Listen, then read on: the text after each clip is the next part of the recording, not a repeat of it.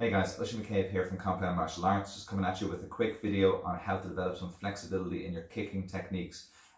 Whenever you're doing any of these type of stretches, make sure you warm up first.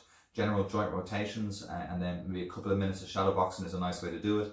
Just make sure you feel nice and warm before you get into the stretches. It'll allow you to get a lot more benefits from each stretch because you'll actually be building your flexibility rather than just feeling a stretch in a cold muscle, which doesn't really do all that much for you. So second thing is we want to make sure we hold each stretch for about 60 seconds and you're going to repeat each stretch 2 to 4 times. There's loads of different methodologies out there, partner assisted stretching etc. would be a little bit better, but this is something that I've used in the past for years that I had a lot of success with, and a lot of my students have had success with it as well. So this is what we're going to show you. And the first stretch we're going to do is going to be a straight legged hamstring stretch. You can do this standing or seated. Personally I like the seated version. 2 legs stretched out in front, toes pointing up. We're going to go hands forward, but it's not about where your hands are on this exercise. It's about how your back is positioned. The closer I can get my chest and rib cage to my legs, the more flexible I am and the more of a stretch I'm going to get. So you don't get points for this kind of stuff here. You would rather be leaning forward here in the upper body. Even if that meant that you couldn't get your hands as far, I'd highly recommend doing that. So from here, I want to stretch out towards the toes. If I can grab them, I can add a little bit of an extra bit of stretch to it. If you can't grab your toes, grab your ankles. If you can't grab your ankles, grab onto your shins or get a towel and wrap that around your feet and use that to pull. Again, try and keep a relatively straight back when you're doing this. You should feel the stretch all the way up through your hamstrings. 60 seconds of a hold. Once I've done my 60 seconds, I'll release, I'll rest for 30 to 60 seconds, and then I'll repeat the process again 2 to 4 times, depending on how much time I want to put into this. The second stretch I'm going to do is a modified hurdler stretch.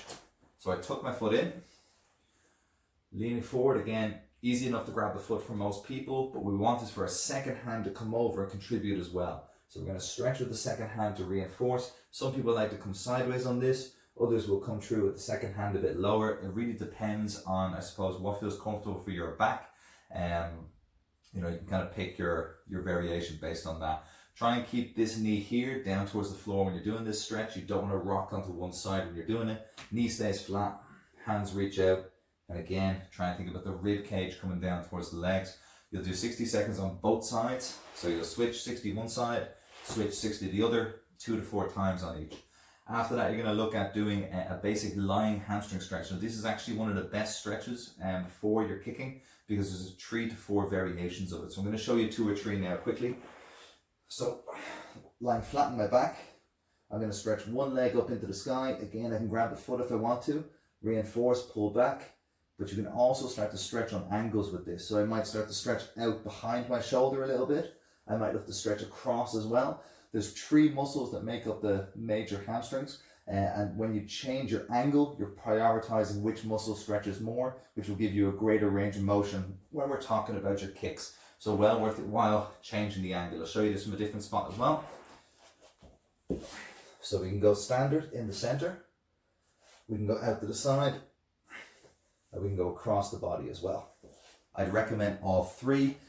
If possible, 60 seconds on each. If you're a little bit pressed for time, then 30 seconds on each. You're still going to be getting a stretch on all 3, regardless of the variation you do. It just changes the preference. So both sides, both legs, and again, ideally 3 different angles. There's one other option you can do, which is lying on your side, resting on an elbow, and then stretching, grabbing the foot and stretching directly into the sky. Also a pretty good stretch. I would recommend adding this secondary to what we just did a second ago. So if you have extra time, you want to add this in, definitely worth your while. The last variation that we're going to look at, which is going to split into 2, is going to be splits. So split variations. The first one we're going to do is the side splits, which is quite important for proper kicking technique. You want to retain an upright posture. Contrary to what we were doing when we were looking at guard flexibility, we're not going to do too much of a forward lean when we do our side splits. We're going to keep an upright posture because it mimics a kicking technique a little bit better. If you struggle to do this or you don't have the flexibility yet, you can use something to assist by keeping your posture up. So I'm going to grab a box here to demonstrate that. So same thing, I'll put my hands onto the box, heels takes the weight, and I let my legs stretch out. Put as much weight as you have to into the box here. And from there, hold this stretch position For 60 seconds, again, 2 to 4 rounds. As time goes on, you can bend the arms, put a bit more weight through the legs, or eventually even take your hands off the box completely. But with this stretch, it's a long time before you're going to do this stretch with no support whatsoever. So regardless of what you see on YouTube, ironically, or anything else, I'd recommend using a box to support some of the weight, at least for the first number of months when you're practicing it. The last stretch we're going to do is going to be a front splits.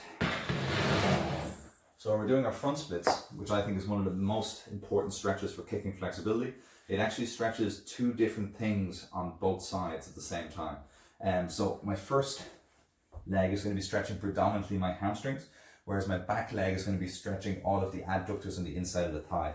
So I'm going to stretch the legs out. This is actually as much space as I have between these two objects, between the couch and the TV stand, but the further your legs can go, the better. You can support your weight with the hands as well and drop your hips towards the floor. Okay. From there, hold for 60 seconds, breathe, try and relax the muscles as much as you can.